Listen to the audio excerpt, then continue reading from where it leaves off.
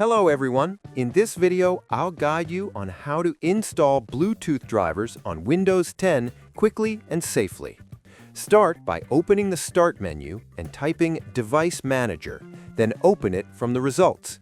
Look for the Bluetooth section, or if it's missing, check under Other Devices because Windows may not recognize the adapter yet. Right-click your Bluetooth device and select Update Driver. Then choose Search Automatically for drivers to let Windows find the best one. If that doesn't work, visit your laptop or motherboard manufacturer's website and download the official Bluetooth driver for your exact model. Run the installer, restart your computer, and then return to Device Manager to confirm Bluetooth is listed and active.